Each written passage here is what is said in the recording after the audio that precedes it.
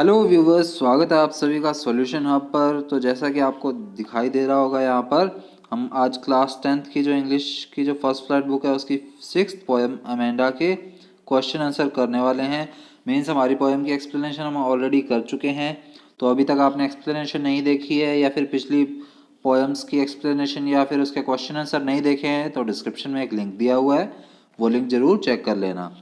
तो चलिए बढ़ते हैं क्वेश्चन आंसर की तरफ। रॉबिन क्लेन की ये पोएम है। तो पेज नंबर 62 पर आपको दिए गए हैं थिंकिंग अबाउट द पोएम। चलिए पहला क्वेश्चन पढ़ते हैं। How old do you think Amanda is? तो आपके अकॉर्डिंगली आपको क्या लगता है कि अमेंडा कितने साल की होगी? And how do you no this? और आपको ऐसा अनुमान क्यों लगता है, आपके अकॉर्डिंगली इतने साल की क्यों है? So Amanda is just be about 9 to 10 year olds। हमारे अकॉर्डिंगली अमेंडा जो है उसकी एज कितनी है? 9 से 10 साल है। क्यों है अब वो बताना है। So she is school going girl, क्योंकि पहली बात तो वो स्कूल जाने वाली बच्ची है। तो स्कूल जाने वाले जो बच्चे होते हैं वो मैक्सिमम टिल 15-16 होते हैं। और ये 9-10 साल की क्यों है? The things that her mother calls her for are all typical instructions given to a 9 or 10 year old girl.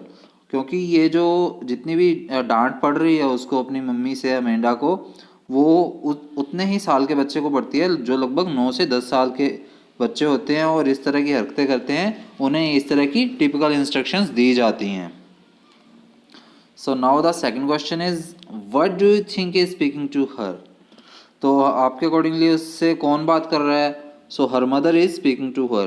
तो उससे कौन बात कर रहा है? उसकी माँ बात कर रही है अमेंडा की। Third question is why are stanzas 2, 4, 6 given in parenthesis?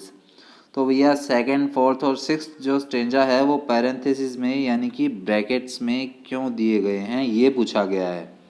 तो चलिए बताते हैं फिर क्यों दिया गया है ये। So stanzas 2, 4 and 6 are given in parentheses because they are the thoughts of the child in between the instructions that she is being given by her mother. अब जो स्टैंजाज सेकंड, फोर्थ और सिक्स्थ में जो parenthesis में दिए गए हैं वो क्यों दिए गए हैं? क्योंकि वो उस बच्चे के थॉट्स हैं, अमेंडा के थॉट्स हैं, जो वो कब सोच रही है उन थॉट्स को, जब उसकी माँ उसे, उसकी मदर जो है उसे इंस्ट्रक्शंस दे रही है, उसी के बीच में वो थॉट सोच रही है, अपने ही ख्यालों में खो रही है। Which are given in stanzas 1, 3 and 5। और ये उसकी माँ उसे किस स्टेंजाज में डांट रही है? फर्स्ट, थर्ड, फिफ्थ और सेवन्थ में भी है। यहाँ पर मैं सेवन्थ लिखना भूल गया। So the scolding by the mother and the child's thoughts are placed in alternate stanzas by the poet। और क्योंकि ये उसकी मदर और चाइल्ड दोनों के ही थॉट्स हैं, मतलब दोनों के ही बातें हैं, तो उसके डांटने वाली जो उसकी मम्मा की बातें हैं वो तो फर्स्ट, थर्ड, फिफ्थ और सेवन्थ स्टेंजा में दिए हैं। और जो हमारी अमेंडा के थॉट्स हैं वो सेकंड, फोर्थ और सिक्स स्टेंजा में दिए हैं, यानी कि अल्टरनेट में दिए हुए हैं, एक छोड़कर एक दिया हुआ है। और ये पोइट ने इस तरह डिस्क्राइब किया है। तो चलिए फोर्थ क्वेश्चन की तरफ बढ़ते हैं हम। Who is the speaker in stanzas second, fourth and six? तो सेकंड, फोर्थ और सिक्स स्टेंजा में भाई स्पीकर कौन है? अमेंडा है। Do you think this speaker is listening to the speaker in stanzas first, third, fifth and seventh? और क्या आपको लगता है कि जो सेकंड, फोर्थ और सिक्स स्टेंजा में स्पीकर है यानी कि अमेंडा है, वो इन चारों स्टेंजाज के स्पीकर को यानी कि अपनी मम्मा को सुन रही है? So in stanza second, fourth and six the speaker is the child Amanda. तो सेकंड, फोर्थ और सिक्स पैराग्राफ सॉरी स्टेंजा में बच्चा है जो अमेंडा, बच्ची है जो वो बोल रही है या वो सोच रही है।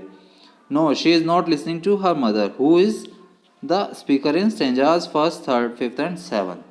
तो वो जो बच्ची है वो अपनी माँ को फर्स्ट, जो कि फर्स्ट, थर्ड और फिफ्थ स्टेंजा में बोल रही हैं, उन्हें बिल्कुल भी नहीं सुन रही है। She is lost in her own dreams and doesn't listen to what is being said to her. और वो क्या है, अपने ख्यालों में, अपने ख्याली पुलावों में खोई हुई है, और बिल्कुल भी ये नहीं सुन रही है कि उसे क्या कहा जा रहा है, क्या इंस्ट्रक्शंस दी जा रही हैं। कई बार आपके साथ भी ऐसा होता होगा कि आपके पेरेंट्स हैं, आपके टीचर्स हैं, वो आपको डांट रहे हैं और आप अपने ख्यालों में खोए हुए हो। कभी ये देख रहे हो ख्यालों में कि गाड़ी पे जा रहे हैं हम, घूम रहे हैं, ये वो, कभी फ्रेंड्स के साथ मस्ती का सोच रहे हो। तो ये सभी मेमोरीज जो हैं हमें डांट के समय ज़्यादा याद आती हैं। मेरे साथ भी होता है कई बार। फिफ्थ क्वेश्चन है what could Amanda do if she were a mermaid? तो अमेंडा क्या करती अगर वो एक मरमेड होती, अगर वो एक जलपरी होती? So if Amanda were a mermaid, तो अगर अमेंडा एक जल परी होती, then she would drift slowly on a languid emerald sea, तो वो क्या है धीरे धीरे से ड्रिफ्ट करती, धीरे धीरे से ऐसे तैरती रहती, धीरे धीरे करके लैंग्विड यानी कि बिल्कुल शांत से काम से एम्ब्रेड सी पर यानी कि हरे भरे जो समुद्र है वहाँ पर उसमें तैरती रहती धीरे धीरे। She would be the sole inhabitant of the relaxed green sea and would move slowly on it, और वो क्या है सोल इनहेबिटेंट होती है यानी कि वहाँ पर पूरी जितनी भी एरिया है वहाँ पर उसमें अकेली ही होती, उस ग्रीन सी के अंदर रिलैक्स कर रही होती और धीरे धीरे क्या है वो मूव करती रहती वहाँ पर उसमें। सिक्स क्वेश्चन है इज अमेंडा एन ऑर्फन, तो क्या अमेंडा एक ऑर्फन है, एक अनाथ है। व्हाई डज शी से सो, उसने ऐसा क्यों कहा। तो भैया अमेंडा अनाथ तो नहीं थी हमें पता है, तो no Amanda is not an orphan, अनाथ नहीं है।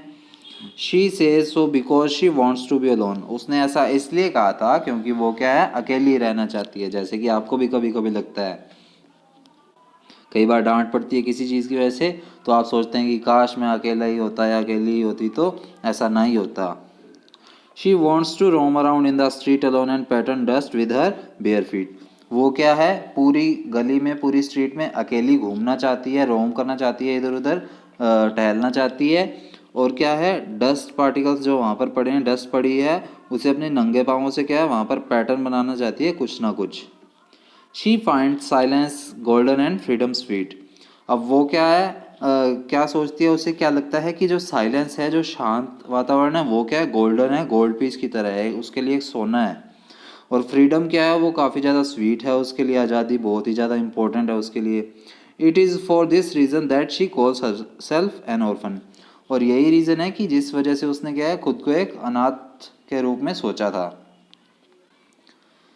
अब सेवन्थ क्वेश्चन है do you know the story of Rapunzel, तो आपने क्या रुपेंजल की स्टोरी सुनी है। Why does she want to be Rapunzel, और वो रेपेंजल क्यों बनना चाहती है। So she wants to be Rapunzel because she wants to live alone, अब वो रेपेंजल क्यों बनना चाहती है क्योंकि वो अकेली रहना चाहती है। Rapunzel lived alone in a tall tower and had long beautiful hair, अब रेपेंजल के क्या हैं काले का सॉरी चमकीले से लंबे लंबे से ब्यूटीफुल से बाल हैं, और वो क्या है एक टॉल से यानी कि बड़े सारे टावर में अकेली ही रहती है सॉरी रहती थी। She was held captive bye her grand mother, उसे क्या वहाँ पर उसकी दादी माँ द्वारा रखा गया था कैद करके। Who came up the tower by climbing her long hair, और वो क्या है उसकी दादी माँ जो है रेपेंजल की, वो क्या उसके रेपेंजल के लंबे बालों से ही क्लाइंब करके उस टावर पर चढ़ती थी। The girl also wants to live alone in a tower as she would not have to care about anything as life in a tower would be tranquil, peaceful and rare.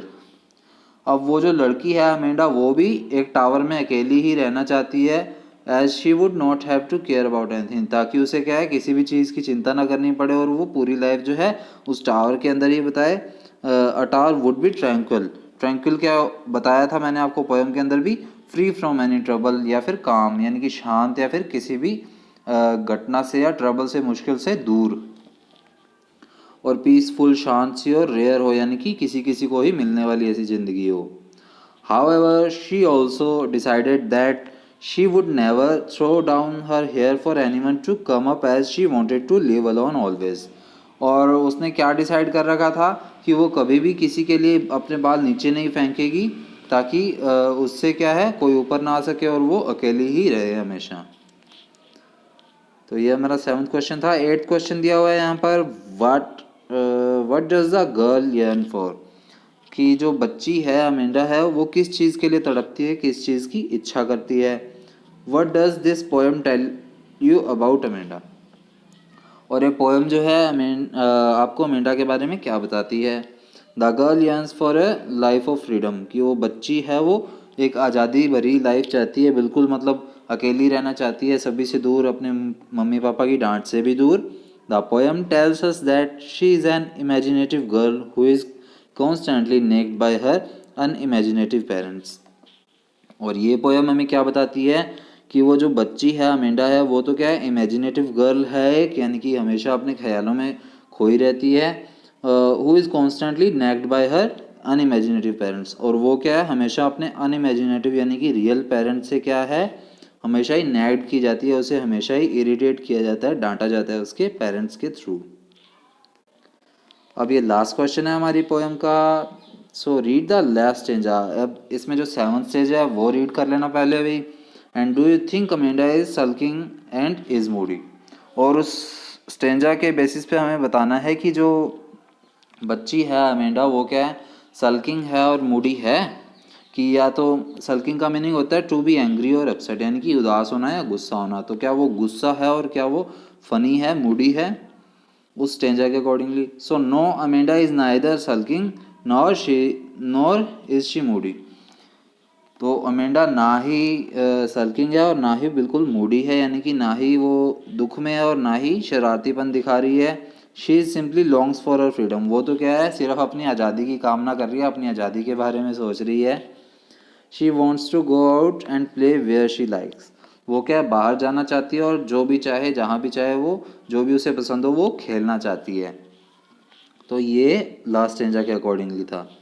और इसी के साथ हमारी जो poem के question answer है वो भी कंप्लीट हो चुके हैं। उम्मीद है वीडियो आपको अच्छी लगी होगी। अगर आपको क्वेश्चन आंसर और बाकी पोएम एक्सप्लेनेशन देखनी है तो डिस्क्रिप्शन में दिए गए लिंक पर क्लिक कर लीजिएगा। तो मिलते हैं नेक्स्ट वीडियो में। Till then stay safe, stay at home. Thank you.